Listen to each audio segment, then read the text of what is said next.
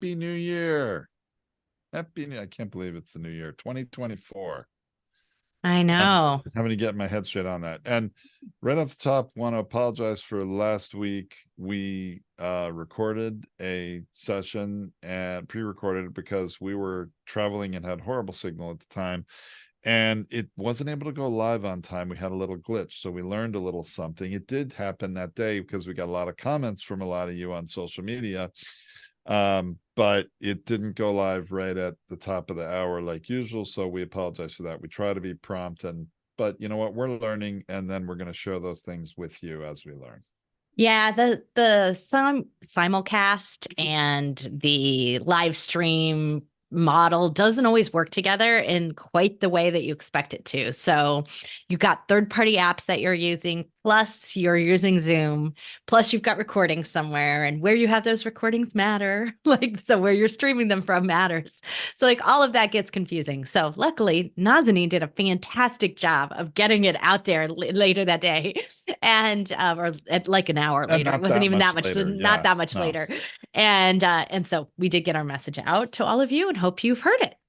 And I did also, just for reference, I did do a simulive of one of my webinars to new potential customers, so not to you existing customers, but we've been having some experience with that, and that's been working. We had like, I think it was 80% of the people that signed up show up for that and stay through it. And so I'm learning more about that. And so that's a future topic I think that we can share with people, is Yeah, about how yeah. to do some of Some that. more, some more of the streaming tools and things that we were working on. So we'll Yep. have some more of those exciting things coming up. It's a new year. We want to hit some things, hit the ground running. This is the year of marketing and promotion. That is kind of our theme for the year here internally, definitely in promotion. There's not enough promotion going on in the marketing industry. It's very disjointed. And so our goal is to consolidate some of the great information of what's actually working, because there's lots of advice out there, but that lots of advice is a lot of work. So let's do the stuff that's really going to work. I like that. Sounds Yeah. great. So that's my resolution for all of you this year, bringing you the things that actually work and get you measurable results. Yeah. Measurable being the operative Yeah. word, right? Right. Okay, All well, right. let's start our topic for today. Let's get going, because for those of you who are brand new to us live streaming here, we always record our podcast as a part of our coaching call. So we're on Zoom with our clients, and they're there and they can ask us any questions, and we'll answer them after. But we're here live streaming to you on YouTube, Facebook, LinkedIn. I don't think we're still on Twitter anymore, but anyway, definitely Facebook, LinkedIn, and YouTube. And we're out there, we're live streaming to you, but we're also demoing how we use our coaching call to record our podcast. This is kind of a meta in the like not non-Facebook meta, but meta in how we're doing it. So Hey everyone, welcome to Feed Your Band. I'm Tom Hazzard with my co-host and better half, Tracy Hazzard. Today, we're going to talk about maximizing your podcast reach, a great theme for 2024, the power of directory listings and promotion. So, this is really important. There are lists out there on the internet in pretty much every category of podcasting. Isn't that right, Tracy? yeah, there is. I mean, there's lists for the best health and wellness podcast, the best fitness podcast, the best, it can be micro, it can be the best podcast on podcasting, right? There's lists out there for that. The top podcasts in this, they're best of top. But you want to go into the micro categories. It matters in the micro categories because that's what people are looking up. Because I don't want to know the best podcasts out there because that's too general. And then, the same five are going to show up every time, the ones that are all like paid for by big networks. So a real podcast listener doesn't do that. They go into the micro categories they're looking for. So I want to help frame people's minds about this because I can already hear the skeptics, right? I can hear the doubt and skepticism among many of you listeners and or viewers, which is that, well, there's so many podcasts out there. How is mine gonna make one of these lists? And I was serious when I said there's a list out there for everything. And I'm going to give you sort of an analogy for this. that I think everyone can relate to, anyone who's watched television in the last, 20 years at least, okay? You always see, and you see it more because now so much is streaming, but especially when we were all in the theaters pre-COVID watching movies, right? On television, there are always these ads for the latest movie. And it always seems like every movie is the best, the greatest, this or that. There's always, now, so listen to this, the best movie of the year, the best film of the year, the best cinematic experience of the year. I mean, the writers who create these things come up with different ways for every movie to be the best of something, to get you to think it's the best and you need to go out to the theater to watch it. Well, there's similar things that happen with these lists and podcasts. It's not categories as one way, but I think there are many other lists out there of podcasts and opportunities to get yours listed. And the thing is, most people just don't ask, right, Tracy? They don't. They really don't ask to be on the list. They don't ask to, update the list. They don't ask that. And their lists being made out there. Most of these lists are being made by publicists. I want to be really clear with like this. So if you really want to do this and you just really want help with this, go hire a publicist. That's the number one rule, because publicists know that this is a great way for you to get into circulation there. And it's an easy ask for them to do this, because a lot of times you write and submit it. That is a tactic, to write and submit your own. But you can't be on the list if you write and submit your own list. So you have to think that through. Who are you going to hire? Who's going to help you? Who's going to be the author that can write and put you on the list? But isn't there another tactic about tapping into an existing list, Tracy? That's my favorite one. And that's the one I really want to focus most on today, but I just want you to understand how the nuances of it work. So the idea is that somebody did go out there and write a list. And they may already be a blogger. And this is important to understand who wrote the list. If it's a list on somebody's website, if it's a list in a publication, two different author types. If you have someone who's a contributing author and contributes regularly to CIO magazine, for instance, and they contribute regularly and they happen to write a top podcast list, then definitely contact them.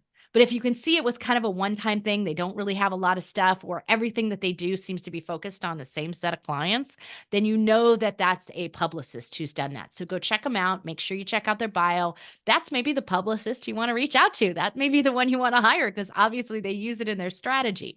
So it's not going to work to get an update done on it if they're a publicist, because they do it for hire. But if it's a columnist or a contributor who already has a popular article, that's something different. And that's what I'm going to talk about here for most of what we're going to say today. I like this tactic a lot. It's really pretty brilliant. It will take a little bit of legwork, but not that difficult for do-it-yourselfers, right? Right. So let's say you type in best podcast on podcasting and a bunch of articles come up. I A would bunch call of lists them come up. listicles, Listicles. sometimes they call them, right? Yep, listicles, exactly that. Listicles come up. And you think, okay, ooh, that's a good publication. I want to be a part of TechCrunch, or I want to be a part of Entrepreneur, right? How can I get in that? So there's a popular article, but that's from 2022. It's 2 years old. And yet it's ranking on the first page of Google for best podcasts on podcasting. Sounds great, right? So we should reach out to that writer and say, hey, have you thought about updating this listicle? It's very popular. If you updated it for 2024, I bet you'd get even more lift from it. So you're giving them an option. If it's in their blog, it's easier. If it's in a publication, it's a little harder because they have to get the publication to agree. Right. So these are the two areas where you've got to think this through. Blogs are way easier for you to update. But if it's showing up at the first page of Google, it doesn't really matter if it's on somebody's website or it's on a main authority page, because its purpose isn't to add a logo to your website. Its purpose is to make an actual list for people who are out there searching for something, right? Searching for a new podcast. So we want to hit those lists, and we want to hit on the list. So if they come back to you and they say yes and say, oh, well, here, I have an update for you. I've done all the work. This is the part that you must do. You can't just pitch someone and say, update the list and add me to it. Instead, you go through the list, and let's say the list had 20 podcasts on it. I guarantee you that 50% of them will be gone 2 years later, right? This is 2022 to 2024. 2 years later, 50% of them will easily be gone. Could be even more, but 50% of them will be gone. Either they're gone and no longer exist, or they stopped publishing a year ago or more. So they're no longer a current active podcast, right? Right. And that's embarrassing to the writer. So this is a great inroad for you to make the introduction. So when you're writing that and asking them if they'd like to update, you should tell them how many have pod faded. So I noticed you have this great article. You rank on the first page of Google. Good for you. And you're obviously an expert in finance podcast and, in finance, and you've written this best of list on finance podcasts. But did you know that 10 of your 20 are outdated, no longer publishing, and some of them haven't even published an episode in 2 years? Would you like some assistance? I can give you 10 new podcasts if you'd be willing to include mine in your list as well. You do the work for them, right? Right. So then you let them respond back. Don't give them the list yet. You let them respond back, say, yeah, I'd love help with that. Then you give them formatted exactly like it already is in the article. So all they have to do is plug in the ones that are missing and say, this one's missing. I think you should include this one instead. This one's missing, or this one's pod faded, and you should include this one instead. And you give them the image, the cover art image, and the description, or whatever they included in the way that they listed it in their listicle. Sometimes it might just simply be a text link, the name of the show and a text link. Give them whatever it is that looks like their original article so they don't have to do any more work. And then, of course, and paste. Right. Copy and paste. And so you give them the ones that they're removing and you give them the new ones plus yours, right? And you give them some more details on yours, obviously, because you want them to be a little generous. Maybe they'll update their opening paragraph, because that's something that they should do. When you update it, you're going to mention somewhere, the writer should write that, where they're going to mention that this is now updated for 2024. And wow, thank you so-and-so for helping me with this list. And they give you another shout out. That would be really nice if they did that. They may not, but it doesn't matter, because you've already set up the success for them and given them, hand wrapped it, ready to go for them to really update this really quickly. That's an easy win for them. There's no reason for them not to. A blogger especially is looking for new content at all times. A columnist or a contributor also has sometimes a requirement of how many they're supposed to do per month. A columnist does. When I wrote for Inc. magazine, I had a requirement of hitting 6 articles per month. And that last week of the month was the week that I would be like desperately looking for some new things. So it's a strategy also to hit them in the last week of the month with an easy update to an fast article that they've written. So if you've got somebody and you're trying to do a publication, suggest that, because editors actually do love this. Who doesn't love a sequel? Right? It's kind of me. It worked the first time, so it should work again. Like, that's the mental model of all editors out there. I think that's brilliant. Yeah, updating it for 2024. I mean, they could, even if they wanted to. I mean, there's several different techniques about this, and you could edit the existing article because it's already ranking well, or you could create a new one that's for 2024, and it's republishing half that list, but the new list, and it links back to the old one, or maybe it just lists the 10 new ones and links back to the old one. I mean, there are many different techniques. There's not really only one way to do this, but you're going to breathe new life into it. And again, as Tracy suggested, help them out and make it easy for them to, produce more content. All right. So let's talk about where you rank on that list. It is very obnoxious and presumptuous of you to suggest that you belong on number 1. You better have a really darn good reason for it, because I likely, as a writer, will go obnoxious, not including him. I probably still will rewrite that article, but I definitely won't include your show at that point. So you just gave me a great idea, but I'm like, I'm not listening to that ego. So writers have their own ego, right? They have their own authority level. They have their own mission. They're not there to serve you. So you need to give them something that makes it of value to them, make it easy for them. But if you want the law of reciprocity to kick in here, then don't be pushy about it. So what I suggest you do is say, hey, if you're trying to decide where to rank shows, here's the chart. You could show them an example of the chart. Here's where these shows rank, or here's where this show has 100 episodes and this one has 1,000. Like, so you could give it by episode numbers. You could give them some ideas about where you go based on something that's flattering and obviously a benefit to you. Our 3D print show, 650 episodes. I think we still have the longest and largest catalog, and we haven't published in 3 years. So you could always, there's always a way to spin it that puts you in a favorable position up towards the top, but it lets it be their decision where to place you. And I guarantee you, if you're like a lot of people, if you decided, okay, I'm not going to be obnoxious and I'm not going to be pushy, I'm not going to put myself at number one, you will put yourself lower on the list than the writer will.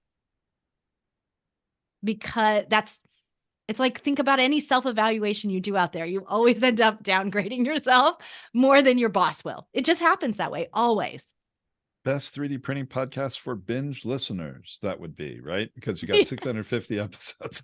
Right. It has nothing to do with being current, right? So this is also a way to discover this. You can always spin it, right? Suggest a new title or an update to the title that favors you. And then when you give them the list, they decide where you go, but you've given them the data, like how many episodes each show has. That's really good and valuable information.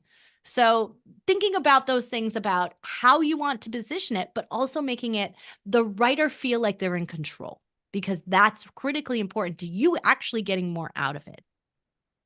So now the flip side of that is, let's say you just don't want to give anyone else control. You're really the authority in the industry. So I was the authority on innovation. I wrote a column for Inc. magazine. I was the authority for innovation. I wrote an article for Inc. magazine on the best innovation podcasts. Well, I couldn't really plug my show. It would have been against the whole policy. I'm not allowed to plug my own business as a columnist writer. I'm not allowed to do it. I can have it in my byline. I can have it in the bio. I can mention it from an experience or a commentary about why I believe this, but I certainly couldn't put my show in the list. But that doesn't mean that's not more valuable. So if my bio says that I'm the host of Product Launch Hazards, at that time, that was the show I was the host of. I'm the host of Product Launch Hazard, and here's the 10 podcasts I listen to. That's something of great value. But you know what that did for me? Is it got me some amazing guests for my show. It got other people to plug my show and say thank you for having written this article about them. And I still get it cited because it ranks up at the top. My name's right there. So people are always searching me up. And that really helps my authority as an innovation podcaster, right? So it helps either way. But you have to be willing to relinquish your name out of that list. So if it's really important that you get your podcast on that numbered list, then this is not the way to go. You can definitely write about it in your opening paragraph. You can write about it in the close. You can be in the bio, but you cannot put yourself in that list. Little bit different strategy. I like it. It's a higher authority. I'm above the list. Yeah, if you're the person setting the list and you have a podcast, they're going to figure that out and they're going to go listen to your podcast too. Right. They're making me the list authority, right? That's a different position. So it's a decision on how you want to do it. It's a lot more work to do this because honestly, picking those shows is hard. Sometimes it would take me 2 weeks to pull a list of 10 because I wanted to listen to them, wanted to make sure they were really good, I wanted to make a personal comment about why they were good, why they were worth listening to. That was my addition to it. There's lots of listicles out there that don't work that hard, that just take the description, which if your description is weak, is going to hurt you. Make sure the first couple of sentences of your description isn't about you. It's about why someone should listen to your podcast. It's going to make any opportunity that you might have to be in one of these listicles more valuable. It's going to make it easy for them to copy and paste and include you. Because I can tell you that there were lots of shows that might have been good, but when I read their short paragraph description, I was like, forget it. They're all about themselves. They're just too much ego for me to include. And I just skipped them before I ever even gave them a listener chance. And if I would do that as a podcast list builder and a writer, you can imagine that a listener is not going to give you the time of day either. That's so true, Tracy. That's, you know what, boy, big red flag needs to go up right here. This is a real important point to emphasize in this whole discussion about lists and getting your show out there and to be found. You've You're so right, Tracy. It's so simple. So many podcasts, and it is really sort of I would say the lazy podcasters or podcast producers path to creating a new show listing is making it all about the host. And if you, not that, it's not important, the host is important, and people are going to listen to the host and hopefully like the host and want to keep listening to them. But if you make it all about the host and not what's in it for the listener, you got to lead with what's in it for the listener. And And then the that's value what for the these host will articles come. are, right? Yeah. That's what these articles are. I'm a listener and I'm out there looking for the best podcast in whatever category, right? I'm out there looking for something new. This is so critically important. So if you haven't been listed before, this is a great time for you to go out there and check out if there are any lists. There might not be in your micro category. That's interesting. If there isn't one, maybe consider being the author. And if there is a bunch of them, go pick the best blog, the best publication. Try both those models, try one of each, see how it works. Get them to update their lists for 2024. Get them to update it for the new year and see how much business that drives to you. I can tell you that I know from that top 10 list I created on Innovation Podcast, I still today get those podcast hosts reaching out to me telling me they're getting not only listeners, but business because of that article. And I think I wrote it 4 years ago, 5. It might even be 5, easily. Yeah. Well, no, and honestly, that's the thing. That's the power of these lists and blogs, not to get too far off topic here, but that's the power, the long-term power of these lists and of blogs that you create either for your podcast episodes or about podcasts in general. We have one that's almost 6 years old now, that we're the very top result on the first page of Google for a very valuable search term that we still get traffic from every month, and just hasn't changed in all those years. So, and I don't even think that blog or episode has been updated anytime recently, but updating is a good way to really turn the odds more in your favor.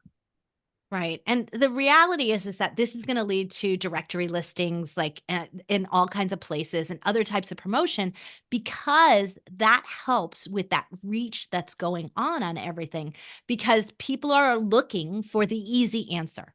So this is also something AI loves lists. It makes it easy for it to do its job.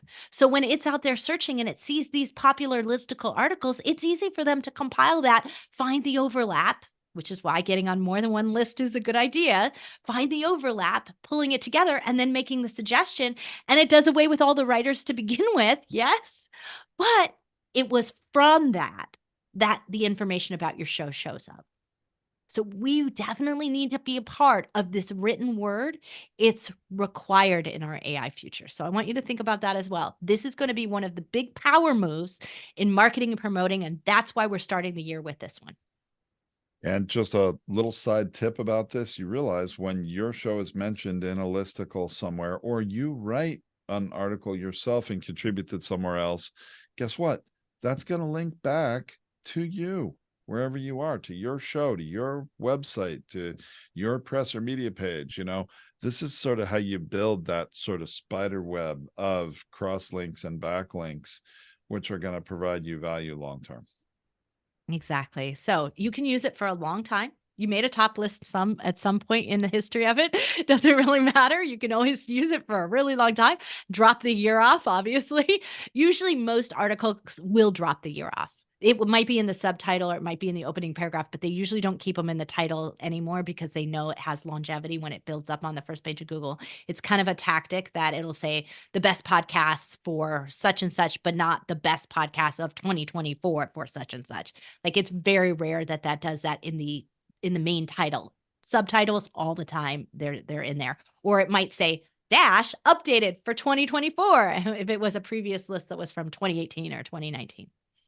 You're making me realize, Tracy, although I may not want to mess with it because it's still so strong SEO wise today, but that episode we did Feed Your Brand 6 years ago was the best and worst podcast websites at the time. And we didn't say for 2017 when we did it. But there have been some changes and some updates that might be worth refreshing, or doing an updated new one that refers to that one, or that the old one refers to the new one when people find it through Google because they're going there first. And I have to think about that. Yeah, so this is something, if you're going to do updates and you're not a blogger and you don't understand SEO on your website, don't mess with the titles that you already have. It's not a good idea. If you do a new episode, do something new, just create a new one, see if it supplants the old one. It's not a good idea to go back and update old ones without knowing what you're doing from an SEO standpoint. So I'm just going to say that right out there. In a publication situation, they totally know what they're doing. So publications know how to update past articles. And so they know how to do that properly and make sure that they're getting all of the original SEO value and then adding new to it. Great tips. I think this is a great one to talk about here in early 2024, as we're all planning for how to get more out of our show. That's right. And as always, we're going to be back next week with another topic. We are always looking for new ideas. We want to make sure that we're giving you the most value you can. We are focused mainly on people who've already started a podcast, but if you haven't started one yet, we hope we're able to support you as well with some ideas about what you might want to do when you get started. But there are all kinds of tools and useful ideas, tips, courses, programs, more podcast episodes than you can possibly listen to, I think, in one weekend, that's for sure. All of it is now on podcastersunited.org. That's where we decided to donate our shows to. So we donated the Binge Factor and Feature Brand and our entire tip library to a nonprofit organization called Podcasters United, because we think that's where most podcasters can get the most value from it. And so that's where we'll be. So if you're looking for the blogs for this episode, you can still go to feedyourbrand.co, or you can go to podetize.com/feedyourbrand. It'll forward into podcastersunited.org. But that's where it's located now. And you have lots of new things. We've got new AI newsletter we're playing with over there, some new fun things for you to try out in Podcasters United. So go have some fun over there. All right, let's have that be the end of that episode. And hey, to those of you watching us live on social media, if you're a Podtize customer, you'd be with us on Zoom, and you could now be a part of the discussion and ask some questions. So check that out. Learn how you can become part of our community at podetize.com. And make sure to friend us on social. You know, not just you may have caught this live stream without following us, but if you follow us, we always have an announcement about the next live stream that's coming up. So you'll see the topics, so you can decide whether or not you want to join us next week as well.